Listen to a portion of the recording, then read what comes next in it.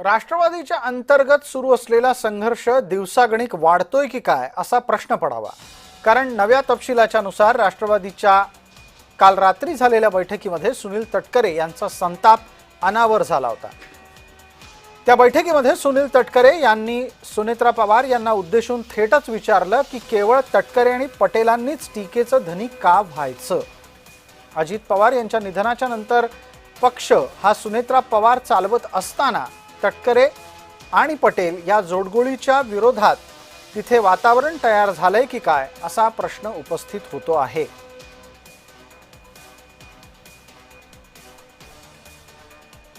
Sir, Rashtrawadi काँग्रेसच्या बैठकीमध्ये तटकरे आणि तुमच्यामध्ये चकमक झाली असेल अजिबात काय वाद झाला नाही। त्याच्यामध्ये जास्त बोल मी म्हटलं या मुद्द्यावर बोला रे, आता वेळ होतोय, आम्हाला जायचं 8 वाजता मीटिंग आहे आमची। कारण आपण जास्त जर बोलत बसलो तर मग इथे आम्हाला फोन यायला लागला, लवकर या लवकर या लवकर या। पण मुद्द्याचं पण काय पाहिजे आपल्याला, काय करायचं ते सांग। सर, आता राष्ट्रवादीला जसं नेमकी वाद काय नाही आहे ते बोलत होते। मी म्हटलं लवकर सांग, आम्हाला जायचं, आमचे फोन येऊन राहिले, लवकर। हो ना करता भुजबळांनी तटकरेंच्या रागाच्या बातमीला काहीसं खरं ठरवलेलं आहे।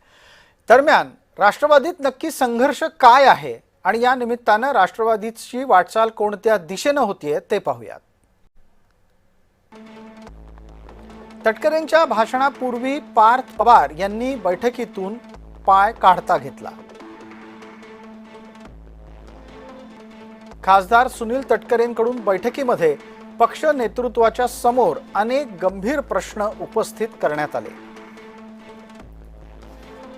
केवळ प्रफुल्ल पटेल आणि तटकरे यांनीच टीकेचं धनी का व्हायचं हा त्यांचा मुख्य सवाल होता।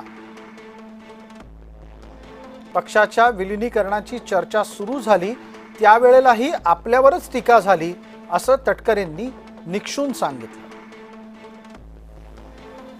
आपली बाजू मांडण्याच्यासाठी पक्षातून कुणीही पुढे आलं नाही हे तटकरेंचं दुखणं आहे।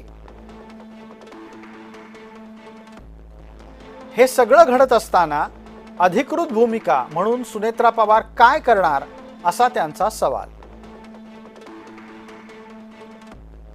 छगन भुजबळ यांनी तटकरेंना या सगळ्या वक्तव्यादरम्यान रोखण्याचा प्रयत्न केला। आपण जे काही बोलतो आहोत त्यावर आपल्याला खुलासा हवा आहे, स्पष्टता हवी आहे असं म्हणत तटकरेंनी आपलं म्हणणं लावून धरलं। आमच्या सहकारी आणि प्रतिनिधी ज्योत्स्ना गंगणे या निमित्तानं आपल्यासोबत जोडले गेलेले आहेत। ज्योत्स्ना, राष्ट्रवादीमध्ये आत्ताच्या घडीला तटकरे पवार असा संघर्ष आहे आणि प्रफुल्ल पटेल विरुद्ध पवार असा संघर्ष आहे असं म्हटलं तर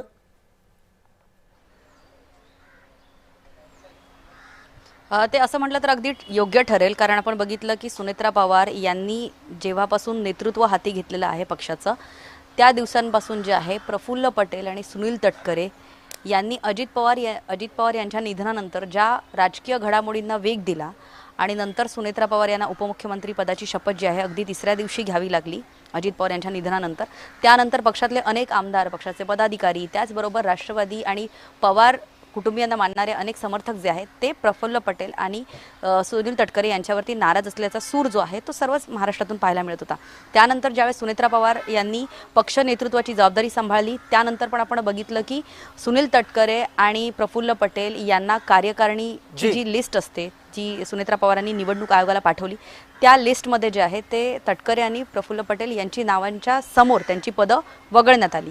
त्यानंतर काल अगदी ज्योत्स्ना हा सगळा तपशील आतापर्यंत अनेकदा आलेला आहे। आता या नव्या बैठकीत जो वाद झालाय त्यात तटकरे असं सांगताना ऐकले गेले आहेत, सांगितलं जात आहे, समजतं आहे की आपल्यावर टीका होत असताना म्हणजे पटेल तटकरे जोडगोळीवर टीका होत असताना सुनेत्रा पवार गप्प काय, तर सुनेत्रा पवार गप्प काय याचं उत्तर कोण कुठे कधी शोधणार आहे? अगदी बरोबर आहे। प्रफुल्ल पटेल बैठकीसाठी हजर राहिले नाहीत। दुसरीकडे सुनील तटकरे जे आहेत त्यांनी त्यांची नाराजी जी आहे ती सुनेत्रा पवार जे पक्षाचे अध्यक्ष आहेत त्यांच्यासमोर बोलून दाखवली।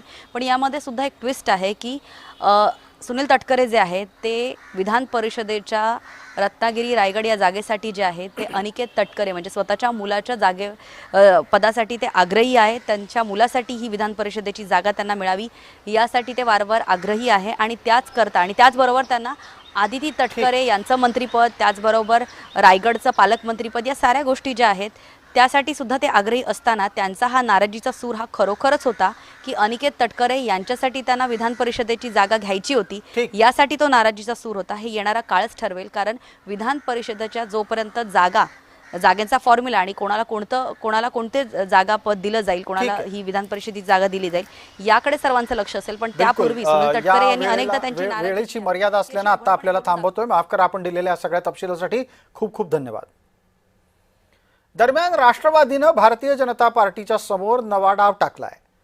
ज्या अर्थ खात्याची ओळख ही राष्ट्रवादीचं खातं म्हणून होती ते खातं आपल्याला परत मिळावं असा मुद्दा राष्ट्रवादीच्या नेत्यांनी आपापसातल्या बैठकीत ठेवला आणि तो भाजपाच्या समोर आला पाहिजे अशी मागणी लावून धरली. भारतीय जनता पार्टीच्याकडून अर्थ खातं दिलं गेलं नसल्यानं राष्ट्रवादीतले बडे नेते नाराज आहेत असंही समजतं आहे.